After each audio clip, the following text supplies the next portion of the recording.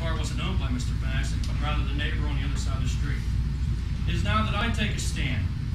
I stand to change what is wrong, to stand against what is unfair, and I stand to what this town needs to grow and flourish again. A change in leadership, a change so that the laws that you have instilled are equal, are the same laws that apply to every citizen and not only to a select few when you deem it necessary. By your own actions, I have a right, a duty, and an obligation as a citizen to take action against what I know is wrong. I know that the code enforcement officer is not qualified to make any construction decisions. He is not qualified to issue any type of permit as to when structural integrity is involved, or for that matter, any electrical issues or plumbing issues. The state releases a daily UCC update of those who qualify, and Mr. Leonard's name does not appear on it at this time. This man deemed the roof to be unsound and no good from 45 feet away. This is the same woman that Steve went to. He did it from sidewalk. The result of this was a small fortune of that woman to replace that roof. I spoke to the contractor. He did not find any falling wood. No rotted wood on that house. Chairman of the Protection Committee stated it is his duty, his right, his obligation to enforce every ordinance and law, regardless of who you are, yet himself has flawed the system and taken liberty not to extend it to others in his town. This type of incident is not forgiving to others in this town, nor should his wrongdoings go unpunished. His violations are maybe the deepest hurt of all to me.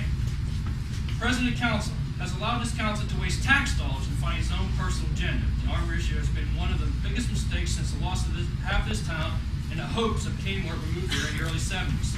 The people have spoken, both verbally and petitioning, but because of a personal agenda, he refuses to heed what the people want and ignore those who empower him. He has used the code enforcement officer to pit the neighbor against neighbor, business against business, issuing code violations to whoever he sees as a predator. He too is in violation of ordinances. These violations have been known to him since August of 6th. Yet it took weeks for him to correct his violation, and as of yet, I have not seen or heard of a fine that was assessed for his violations, if any.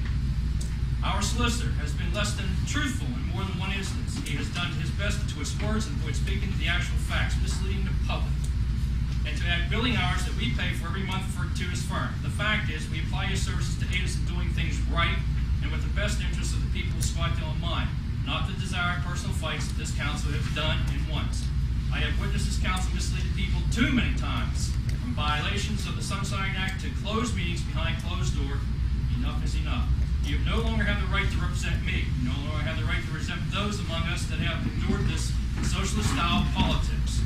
At this time, I call for the mayor of Scottdale to intervene as this council is corrupt. I ask for the resignations of the following: President of Scottdale Council, head of the Scottdale Protection Committee, the Scottdale Solicitor and his staff, under civil laws and common laws that they have violated, under laws that have been violated within our own ordinances. Anything less would be considered a slap in the face of the citizens of this Scottdale and those who are trying to make Scottdale a self-sustaining community again. I ask that Scottdale immediately defund BIU and undertake a new venue for enforcing the IPMC codes. And lastly, I take a full review of the ordinances in Scottdale. These ordinances need to be reviewed for the 21st century. They have been open-minded and based with the future of seeing our children grow up here and prosper and stay here. With these issues at hand, I will offer this council a chance to correctly fix the problems from within, but I will also offer that these issues will not go away without vacating the seats in council and reappointing or electing new members. But I hate to take this issue outside of town and to the General's office as a class action lawsuit. Thank you for your ear. Thank you.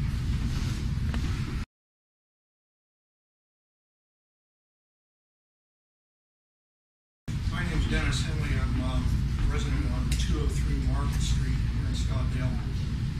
I'm not a native of this community. I've lived here 9 years, and so I am an established resident here. And this is my home, my family's home, and it will be for some time to come. I take a great deal of pride in this community. I think it has a lot to offer to its citizens. I think that there are many positive qualities about it. But at the same time, I think that there are concerns that we have within this borough that are sometimes addressed inappropriately or not addressed at all. And some of these have been brought up tonight. I was not aware that Mr. Banzak and Mr. Cheney were going to address an issue similar to what I wanted to bring up. I'm coming at it from a somewhat different angle, but I think for the same purposes. And that is, as I walk around the community from place to place, there are a lot of properties that are in total disrepair. Things that can be easily corrected and fixed up without a great deal of expense or difficulty, and yet they're never followed through. I have called the borough office. I've spoken to Mr. Ward about these concerns, and he has been in communication with me. I want to affirm that. And there just has been a lack of action at correcting some of these kinds of problems. I think that the issue of fairness is one that needs to be addressed.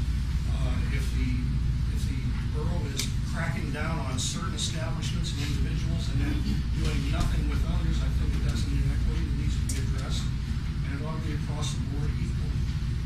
I have said at different meetings that I've attended in the past, particularly in regard to borough redevelopment, we wait for a lot of large money to come in to do a lot of significant projects, but we don't need a lot of money to improve our community. What we need to do is keep up what we have and to make it the best we can be, and to encourage people rather than discourage them to take care of their property and make it the best that they can have for themselves and for their neighborhood.